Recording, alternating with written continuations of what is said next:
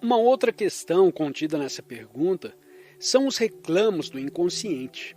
Nossa vida, por certo, não é mera existência superficial.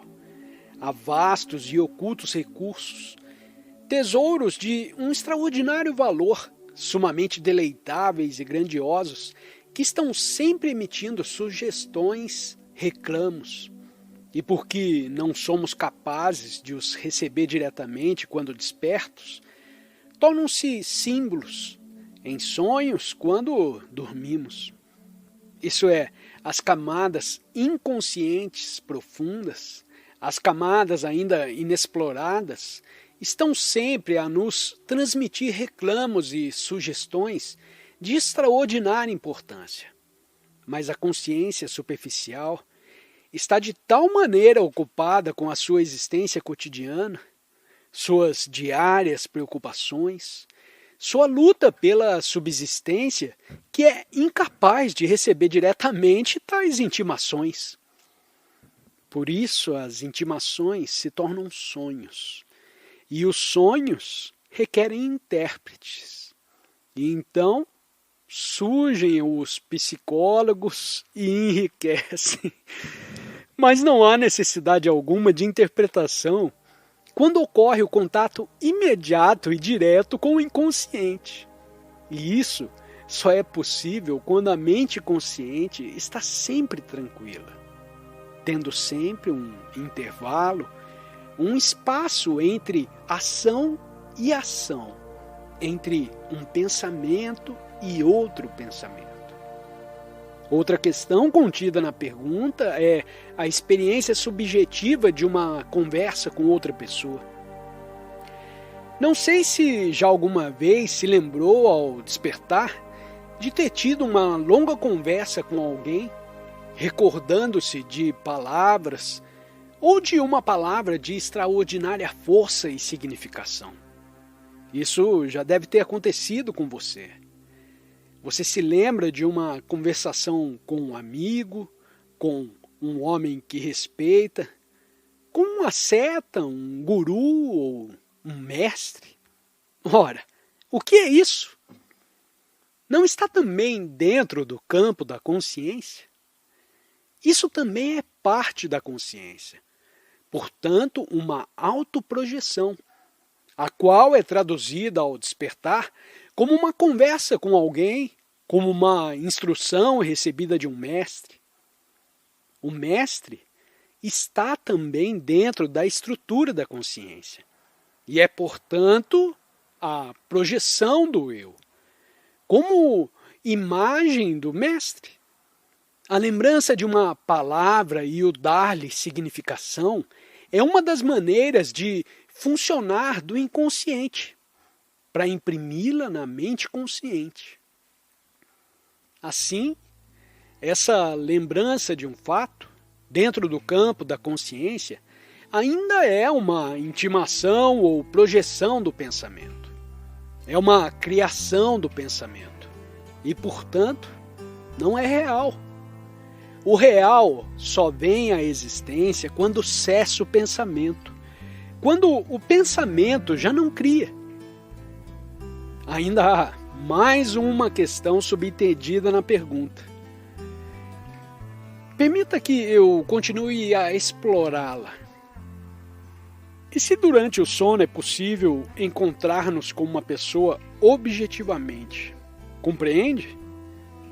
Isso é, posso durante o sono me encontrar com alguém objetivamente e não subjetivamente? Ora, isso implica a identificação do pensamento como eu. O que é o eu? O que é o pensamento identificado? Quando eu digo Krishnamurti, entendo o pensamento em que há a identificação de um homem. O homem é pensamento objetivado, que é uma continuidade. É possível, por certo, encontrar uma continuidade objetivamente. Isso é, o pensamento que é como uma onda em movimento, é identificado e recebe um nome. E isso, por certo, pode encontrar-se objetivamente. Eis algumas das questões implicadas nessa pergunta sobre se permanecemos cônscios, mesmo durante o sono.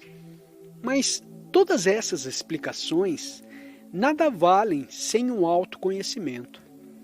Você pode repetir o que eu disse, mas repetição é mentira. É apenas propaganda e não é verdadeira. Essas coisas têm de ser experimentadas e não repetidas. E precisa experimentar o que é. Ficar cônscio das muitas camadas da consciência, a qual se expressa por muitas maneiras diferentes. Existe, assim, margem muito estreita de separação entre a consciência desperta e a consciência adormecida. Mas visto que, em geral, operamos quase exclusivamente com a consciência desperta, com suas preocupações, suas crenças, suas diárias ansiedades pela subsistência, a tensão inerente às nossas relações com outras pessoas, essas coisas impedem a exploração de nós mesmos em um nível mais profundo. E não há necessidade de explorar, pois o oculto se projeta com uma extraordinária rapidez na mente que não está ativa à superfície. Você já não percebeu que quando está sentado tranquilamente, não ocupado com um rádio, quando a mente não está tagarelando, nesses momentos tem subitamente uma ideia nova, um sentimento novo, uma alegria nova. Mas, infelizmente, o que acontece? Quando essa expressão criadora se manifesta, você a traduz imediatamente em ação e deseja uma repetição dela. E por isso a perde. Assim, pois, o problema da percepção, que acabamos de discutir parcialmente, é de fato muito fértil, se formos capazes de compreendê-lo a fundo. Vou falar mais sobre isso mais para frente, a significação do que é estar cônscio.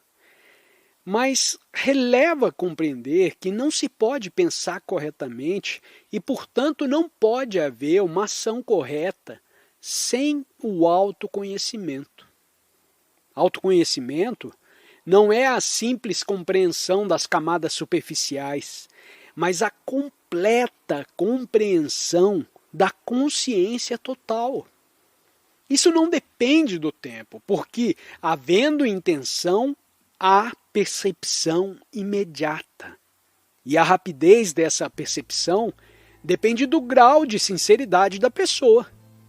Quanto mais estamos alertados, passivamente vigilantes, tanto melhor compreendemos as camadas mais profundas da consciência. E eu lhes asseguro que há nisso uma alegria extraordinária, nesse descobrir, nesse sondar o nosso ser total. Se buscar a compreensão, ela fugirá de você. Mas se ficar passivamente vigilante, ela se desdobrará e se revelará nas suas extraordinárias profundezas.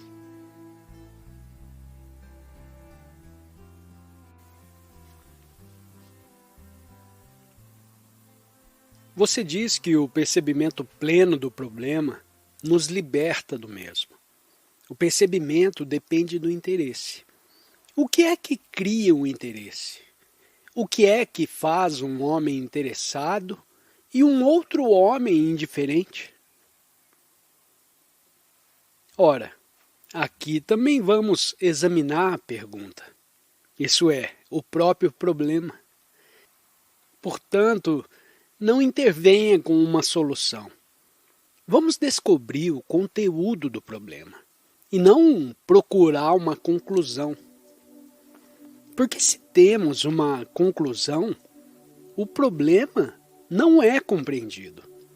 Se já temos soluções para os nossos vários problemas, eles nunca serão examinados. Ou citamos o Bhagavad Gita, ou um dos guias de yoga, ou um guru, e assim nunca encaramos o próprio problema. O que significa que não estamos numa relação direta com o problema. Porque há sempre uma intervenção entre nós e o problema, sob a forma de uma conclusão, de uma citação ou uma solução. Nunca existindo uma relação direta entre nós e o problema, esse perde o seu significado. Para ficar diretamente cônscio do problema, deve, em primeiro lugar, estar cônscio de que está intervindo, colocando uma cortina entre você e o problema. Você está intervindo? Fique diretamente cônscio do seu problema pessoal, não do problema alheio, e você vai ver o que acontece. Vamos experimentar. Verá como se pode dissolver o problema rapidamente se seguir o que eu vou sugerir. Se tem um problema, qual é a sua primeira reação? Sua reação imediata é a de procurar uma solução, não é? Você deseja resolver o problema, o que significa que deseja fugir dele por meio de uma solução. Isso é, te interessa mais o descobrimento da solução do que o estudo do problema. O seu guru, o seu Bhagavad Gita intervém, o que significa que, na realidade, eles constituem uma fuga do problema. Isso é um fato. É o que está acontecendo conosco. Ora, se é um fato, o que acontece? Você não se ocupa com um problema que quer compreender. Por isso, naturalmente, o problema se distancia de você e, portanto, perde o contato direto com ele. Mas o que acontece quando está frente a frente com um problema, diretamente, sem haver intervenção alguma, quando está em relação direta com ele? O problema deixa de ser um problema. Você o compreende integralmente no mesmo instante. Assim sendo, ficar cônscio de um problema implica o percebimento dos fatores que intervêm. Isso é, das fugas, das soluções, da autoridade, que consciente ou inconscientemente está procurando, a fim de evitar o problema. O que significa que não está de fato empenhado em compreender o problema.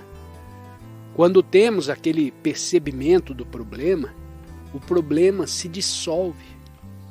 Ele nos liberta do problema.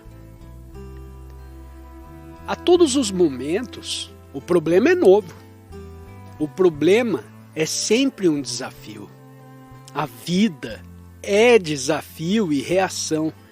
E quando há desafio, que é sempre novo, eu reajo de acordo com o meu condicionamento. Mas se sou capaz de enfrentar o desafio sem condicionamento, que é a solução, a conclusão, a citação, então a minha mente, estando nova, é capaz de enfrentar o desafio de uma maneira nova. É, portanto, capaz de instantânea compreensão do problema.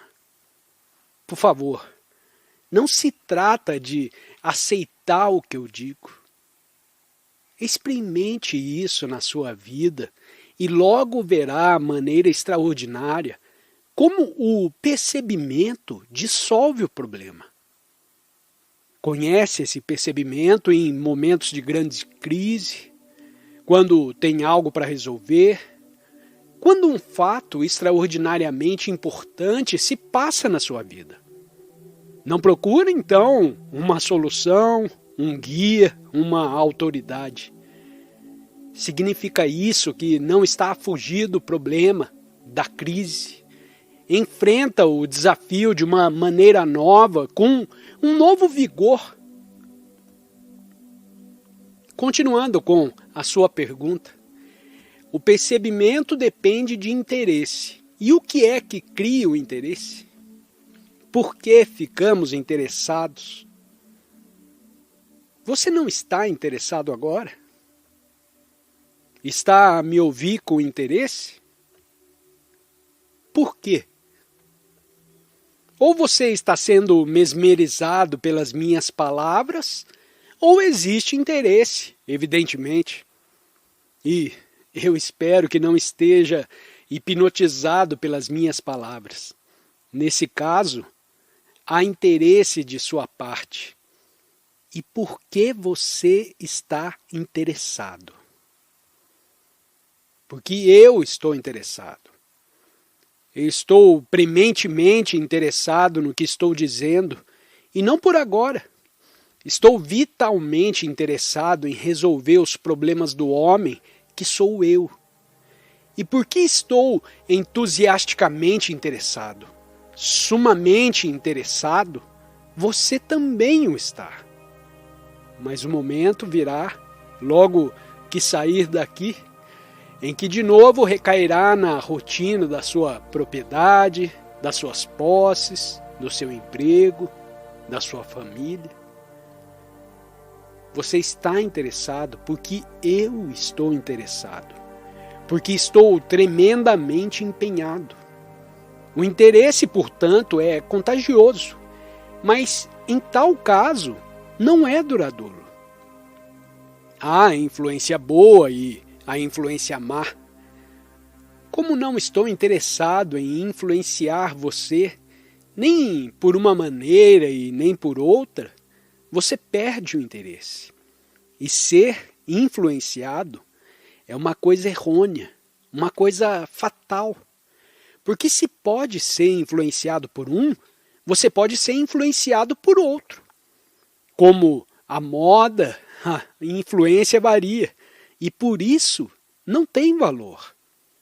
Mas se sente em você mesmo um verdadeiro empenho, fique então bem cônscio, não só agora, mas constantemente, do enorme significado da crise.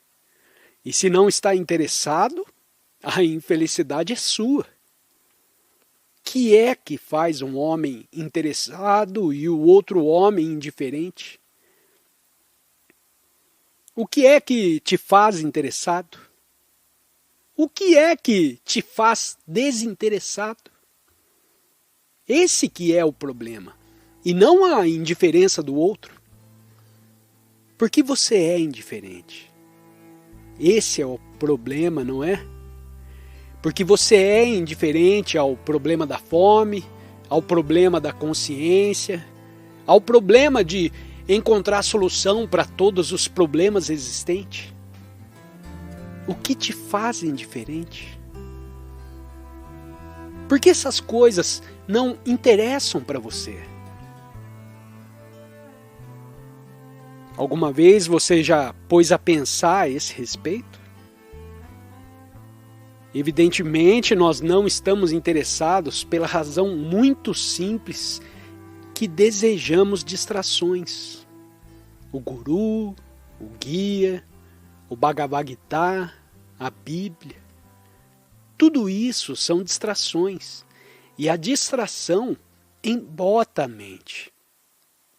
A função essencial de um guru é a de embotar a sua mente. Essa é a razão por que o procura. Você deseja se pacificar, te proporcionar uma satisfação. Do contrário, se não procurasse satisfação, você nunca iria à presença de um guru. Você deseja satisfação e por isso a sua mente é posta em um estado de embotamento. Em que pode interessar-se uma mente embotada? Só lhe interessa a existência de cada dia, a maneira de vestir com elegância de cada dia. A maneira de vestir com elegância um sari novo e etc. Permanecemos presos nas rotinas do embotamento, porque pensar com muita seriedade significa estar descontente, o que é algo muito doloroso. E a maioria de nós não deseja atrair tristezas. Desejamos fugir da tristeza.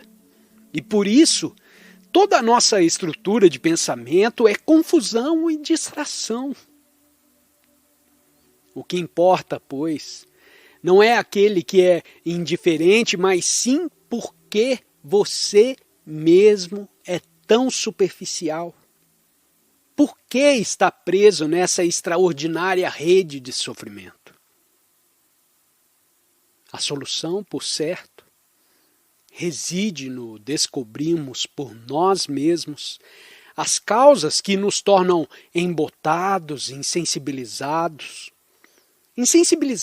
para o sofrimento humano, para as árvores, para o céu, os pássaros, insensibilizados para as nossas relações humanas.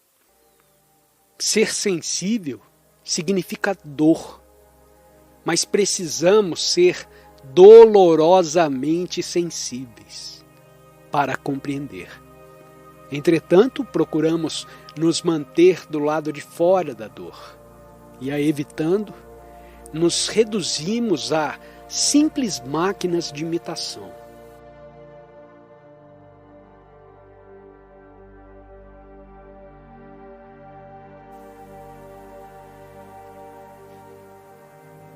Não é importante em todos os tempos, e sobretudo nesses dias críticos, pensar com muita clareza e conhecer muito a fundo os nossos sentimentos? É evidente que não estamos separados da crise. O que quer que aconteça a uma nação ou a um grupo de pessoas está na realidade acontecendo a cada um de nós, como indivíduo. E já que estamos tão ligados uns aos outros, precisamos nos manter muito vigilantes e deliberadamente cônscios dos nossos pensamentos e sentimentos. Porque se somos influenciados pelos acontecimentos, se eles nos persuadem a tomar partido, sem estarmos cônscios das suas causas, seremos então simplesmente por eles arrastados. E já que os acontecimentos, tanto locais como mundiais, se estão passando com extraordinária rapidez, e uma vez que o seu ímpeto é tão forte e tão brutal, nos compete, por certo, ter extrema clareza em nossos pensamentos e muita firmeza em nossos sentimentos. Porque quanto mais forte é o acontecimento, tanto maior a confusão exterior. E tanto mais intenso o tumulto e o caos dentro de nós. Os acontecimentos exteriores, tão aproximados que estão de nós, naturalmente transtornam e perturbam a muitos. E julgo que é correto, não acha? Ter sentimentos muito fortes, emoções vigorosas, bem orientadas, não tendenciosas, e com objetivos definidos. Porque, privado de sentimentos, o indivíduo está morto. A mera escuma intelectual nenhum valor tem em instantes de grande significação. E há o perigo de traduzirmos intelectualmente, superficialmente, os grandes acontecimentos e passarmos adiante, sem mais lhes darmos atenção. Se, porém, somos capazes de acompanhar com grande atenção e clareza as causas psicológicas da perturbação e de manter uma atenção emocional livre da interferência do intelecto, então, talvez, possamos perceber o significado dos acontecimentos. Não estou apenas a pronunciar palavras para vocês escutarem. É possível que, conversando sobre a questão como o estamos fazendo nesse momento, venhamos a esclarecer o confuso estado da nossa mente e das nossas emoções. Assim, à medida que eu for respondendo a perguntas essa tarde, espero que acompanhe as minhas respostas, não apenas no nível verbal ou intelectual, porque isso tem muito pouca significação, mas que a acompanhe como se o que digo estivesse de fato acontecendo. Porque, de certo, a responsabilidade de qualquer crise não cabe a outra pessoa. Ela nos cabe, a vocês e a mim, como indivíduos. E para compreender uma crise, como a que reina agora na Índia, precisamos nos aproximar dela com muita diligência, com intensidade, com clareza, com a intenção de examiná-la a fundo e de perceber todo o seu significado, todas as suas profundezas. Como disse, essa tarde eu vou responder algumas perguntas, mas as respostas têm muito pouca significação quando se esperam apenas respostas. Se todavia analisarmos juntos o problema, se nele pensarmos profundamente, isso é, se não ficar apenas se escutando e eu explicando, se o examinarmos juntos, talvez então esse próprio processo de pensamento crie uma compreensão, uma revelação. Pergunta: quais são as causas reais da morte extemporânea do Mahatma Gandhi? Resposta: eu gostaria de saber qual foi a sua reação ao ouvir a notícia. Qual foi a sua reação? O caso te atingiu como uma perda pessoal ou como uma indicação da tendência dos acontecimentos mundiais? Se o sente apenas como uma perda pessoal, identificada, temos então de examinar esse sentimento com muito cuidado, muita inteligência e determinação.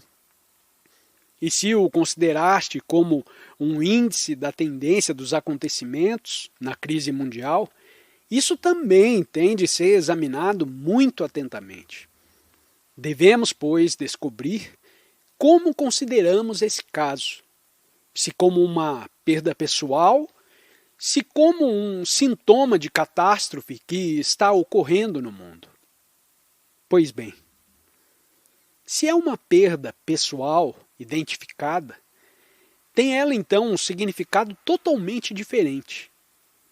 Há em nós a tendência de nos identificarmos com o que é maior do que nós, seja uma nação, uma pessoa, uma ideia, uma imagem ou um pensamento, seja uma consciência superior, porque é tão mais satisfatório estar identificado com um grupo, com uma nação, ou com uma pessoa que represente a nação.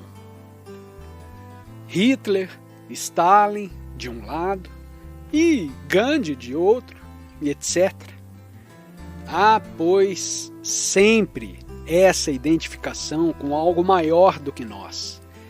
E quando alguma coisa acontece a essa pessoa ou a essa ideia, esse grupo ou nação dá-se um dilaceramento dessa identificação.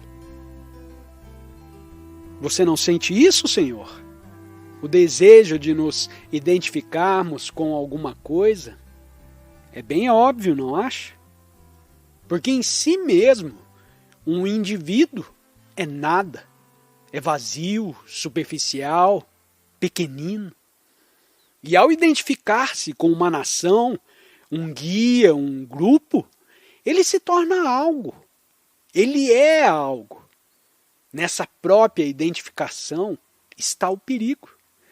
Porque se fica cônscio da mesma, percebe que ela conduz às mais extraordinárias barbaridades na história e na nossa vida diária. Isso é, se você se identificar com uma nação, com uma comunidade, com um grupo de pessoas, com uma ideia, com o espírito comunalista, então, na certa, somos responsáveis por qualquer calamidade que ocorre. Porque se somos mero instrumento, identificado com alguma causa ou alguma pessoa, somos utilizados como tal. E a calamidade, a crise, a catástrofe resulta dessa identificação. Essa é uma face do problema. Em verdade, a única pergunta deveria ser: quais são as causas que eu criei para produzir esse incidente, essa aflição, essa catástrofe? Essa é, sem dúvida, a pergunta correta, não acha? Porque, individualmente, somos responsáveis por tudo o que está acontecendo no mundo de hoje. Os acontecimentos mundiais não são incidentes sem nexo. Eles estão ligados a alguma coisa. A causa real da extemporânea morte de Gandhi está em você. A verdadeira causa é você. Visto que você é comunalista, estimula o espírito da divisão por meio da propriedade, a casta, a ideologia, através de diferentes religiões, seitas e guias. Está, pois, bem evidente que você é responsável, não é? Não se lucra com enforcar um só homem, pois todos vocês contribuíram para aquela morte. A questão é, de que maneira você contribuiu para ela? Eu estou, de propósito, excluindo a mim mesmo, no caso, porque eu não sou comunalista. Não sou hinduísta, nem hindu, nem nacionalista, nem internacionalista. Por isso eu me excluo. Não porque eu seja superior, mas porque, em absoluto, eu não penso em tais termos de pertencer a um grupo ou religião, de ter propriedade minha. Eu me excluo deliberadamente, conscientemente. Mas, por favor, compreenda que não o faço por me sentir superior aos outros. A identificação com um grupo, com uma nação, com uma comunidade, com a propriedade, conduz ao sofrimento, não é? Tal identificação conduz, sem dúvida, a assassinatos, desastres e caos. E vocês são responsáveis por isso, porque acreditam no hinduísmo com as suas múltiplas facetas diferentes, todas elas absurdas. Vocês são hinduístas, parsi, budistas, muçulmanos. Vocês bem conhecem todas as astúcias da divisão identificada do isolamento. Assim sendo, já que se identifica com um grupo, é o responsável, não é? Você é a causa real desse assassínio.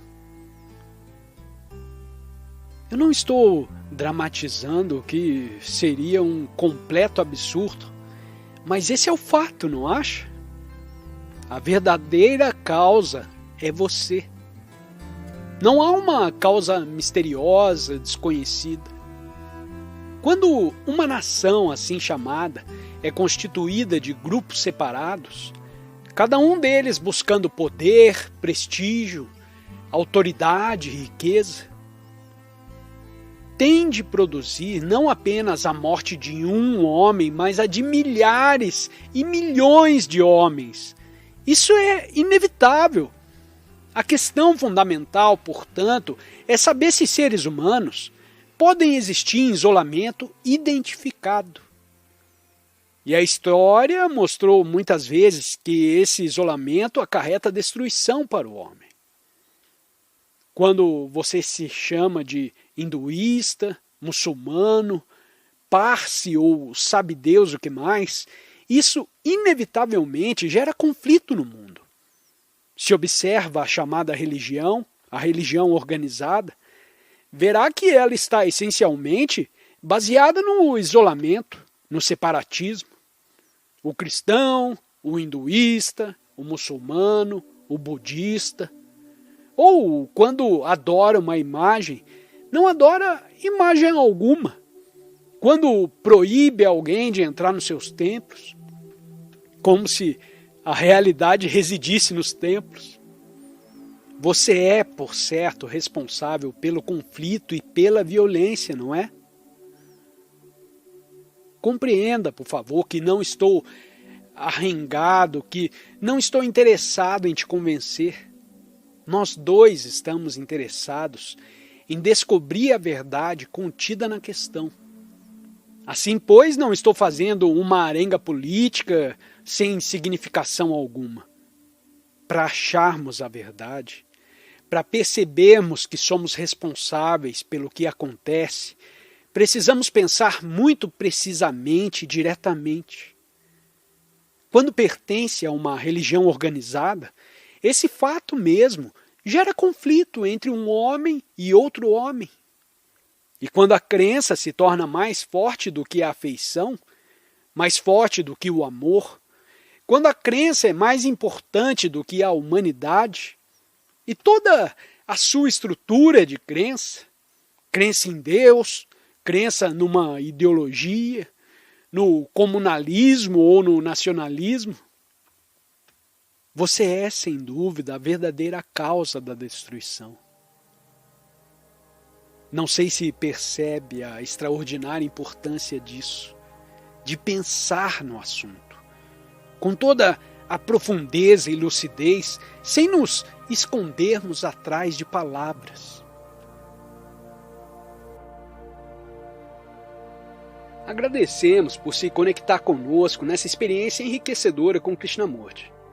Para aprofundar seu entendimento, confira os 2 vídeos recomendados na tela. Desafie-se a explorar mais.